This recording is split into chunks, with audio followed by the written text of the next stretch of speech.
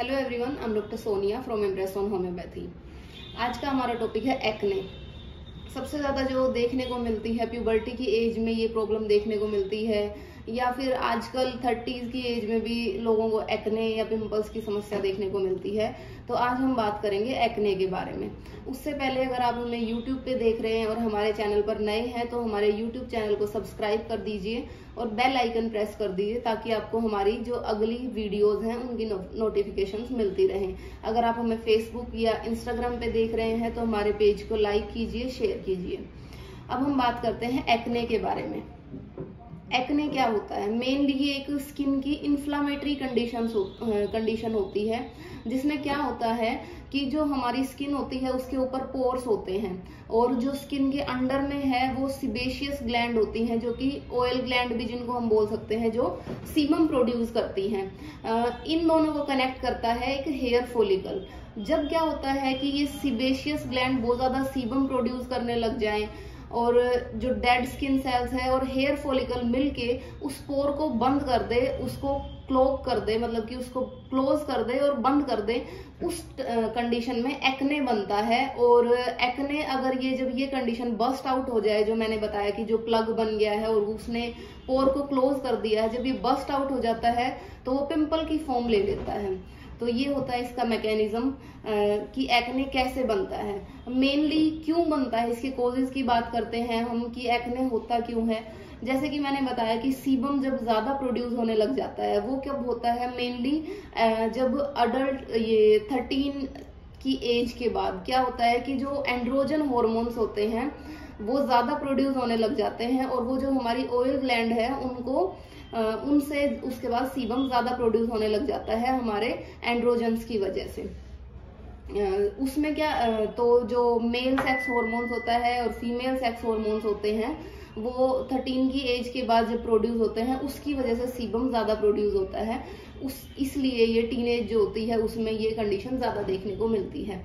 Second जो इसमें आता है फैक्टर, फैमिली हिस्ट्री। अगर आपके मदर फादर ब्लड रिलेशन में किसी को एक्ने या पिंपल्स की समस्या रही है तो आपके भी चांसेस बढ़ जाते हैं। थर्ड है, अगर आपकी परमानेंट ऑयली स्किन रहती है, आप डस्ट में ज्यादा आपका एक्सपोजर रहता है, उसके अलावा अगर आप फेस पे बहुत ज्यादा स्क्रबिंग करते हैं, फेस को बहुत ज्यादा रगड़ते हैं, उस केस में भी आपको एक्ने देखने को मिल सकता है। इसके अलावा अगर आप कोई ग्रीसी कॉस्मेटिक यूज कर रहे हैं, जिसको ऑयल बेस्ड कॉस्मेटिक अगर आप यूज कर रहे हैं और वो आपकी स्किन को सूट नहीं कर रहा है, उस केस में भी आपको एक्ने के चांसेस बढ़ जाते हैं। उसके बाद स्मोकिंग, अल्कोहल, आपकी डाइट और स्ट्रेस, इसमें कुछ फैक्टर आते हैं जो आपकी एक्ने की कंडीशन को वर्स कर देते हैं। अगर आप बहुत ज्यादा ऑयली फ्राइड खाते हैं तो भी एक्ने की कंडीशन वर्स हो सकती है। तो ये इसके कुछ कॉजेज हैं जो मैंने आपको बताए। उसके बाद एक्ने के टाइप में आपको बता देती हूँ कि क्या क्या होता है। व्हाइट हेड होते हैं। व्हाइट हेड क्या होता है? जब आपका जो पोर है वो क्लोग हो चुका है और वो अंदर ही रहता है, हेयर जो है हेयर फॉलिकल के अंदर ही है, हेयर बाहर नहीं आया है, उस केस में एक व्हाइट बम्प आपको स्किन पे दिखाई देता है, इसको हम व्हाइट हेड बोलते हैं। Next black head. Black head क्या होता है? आपको जो स्किन पे ब्लैक ब्लैक से डॉट या पोर्स दिखते हैं उसको ब्लैक हेड कहते हैं। इसमें जो व्हाइट हेड है और जो हेयर फॉलिकल है वो बाहर आ जाता है और ऑक्सीडाइज हो जाता है हवा लगने की वजह से, जिसकी वजह से इसका कलर जो है वो ब्लैक हो जाता है, इसको हम ब्लैक हेड बोलते हैं। नेक्स्ट आता है पिंपल। जैसे कि मैंने आपको पहले भी बताया था, अगर ये बर्स्ट आउट हो जाता है और यहाँ पे फिर क्या होता है कि बर्स्ट आउट होने की वजह से बैक्टीरियल इन्फेक्शन हो जाता है। हमारी स्किन पे हमेशा बैक्टीरिया रहते हैं। जब भी सीबम कलेक्ट होने लगता है, डेड स्किन सेल जो है वो कलेक्ट होने लगती हैं, तो बैक्टीरिया भी ग्रोथ करने लग जाते हैं और वो इन्फ्लामेशन का प्रोसेस शुरू कर देते हैं। तो उसके बाद पिंपल बनता है। नेक्स्ट इसमें पुस्ट्यूल्स बोल सकते हैं हम, जिसमें कि पस कलेक्ट हो जाते हैं जो हमें येलो दिखाई देते हैं स्किन के ऊपर, येलो रेड जो पिंपल पेनफुल होते हैं वो। नेक्स्ट सिस्टिक जो बोलते हैं, डीप सिस्ट जिसको बोलते हैं, उसमें क्या होगा? पस कलेक्ट होगी और वो डीप सीटेड होगी, अंदर तक होगी और बहुत ज्यादा पेनफुल येलो और थोड़े मोटे जो पिंपल होते हैं वो होते हैं डीप सिस्ट, इनको हम बोलते हैं। ये कुछ टाइप थे एक्ने के। नेक्स्ट हम बात करते हैं कि होम्योपैथी इसमें आपको कैसे हेल्प कर सकती है। होम्योपैथी में बहुत सारी मेडिसिन हैं जो कि आपको हेल्प करेंगी आपको एक्ने को क्योर करने में। होम्योपैथिक मेडिसिन जो है वो आपकी एक्ने की कंडीशन को कभी भी सप्रेस नहीं करती हैं, दबाती नहीं है, ये आपकी जो समस्या को जड़ से ठीक करती है, उसका क्योर करती हैं। जैसे कि मैंने आपको बताया कि आपको हार्मोनल इम्बैलेंस की वजह से एक्ने हो सकते हैं, मेंस्ट्रुअल प्रॉब्लम की वजह से एक्ने हो सकते हैं, तो होम्योपैथी उसी के बेस पे आपको दी जाएगी मेडिसिन जो हैं। जब आप एक होम्योपैथ के पास जाते हैं तो वो आपको आपके सारे सिम्टम के बेस पे ही मेडिसिन प्रिस्क्राइब करता है।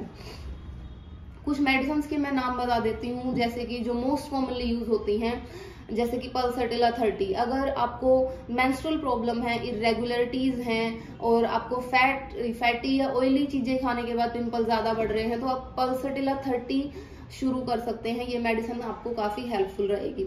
उसके बाद सल्फर वैसे भी स्किन के कंडीशंस में सबसे ज्यादा यूज होती है, सबसे ज्यादा अच्छे रिजल्ट देती है।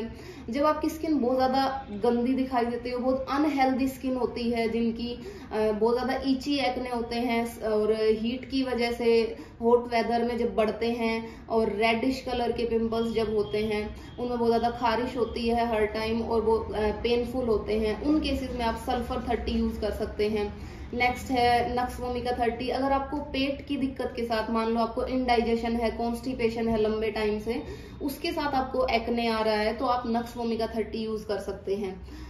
नेक्स्ट है कैलिब्रोम 30। कैलिब्रोम 30 जो है, अगर आपको चेस्ट एरिया में, शोल्डर एरिया में, नेक पे और फेस पे पिंपल्स हैं और वो ब्लूइश रेडिश कलर के हैं, तो आप कैलिब्रोम यूज कीजिए, आपको वंडरफुल रिजल्ट मिलेंगे।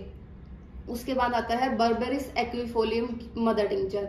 बर्बेरिस एक्विफोलियम मदर टिंचर एक बहुत ही अच्छा मदर टिंचर होता है, जो कि आपके एक्ने स्कार, अगर आपको एक्ने के बाद बहुत सारे निशान रह गए हैं, उनके स्कार बन गए हैं आपके फेस पे, तो आप मदर टिंचर की 15 ड्रॉप्स 3 टाइम ले सकते हैं आधे कप पानी में। ये आपको काफी हेल्प करेगा आपके एक्ने को भी और आपके एक्ने स्कार्स को भी ठीक करने में। तो ये कुछ मेडिसिन हैं जो मोस्ट कॉमनली यूज होती हैं। इसके अलावा भी बहुत सारी मेडिसिन हैं जो कि अगर आप होम्योपैथ के पास विजिट करते हैं तो आपके सिम्टम के बेस पे आपको मेडिसिन प्रिस्क्राइब करते हैं।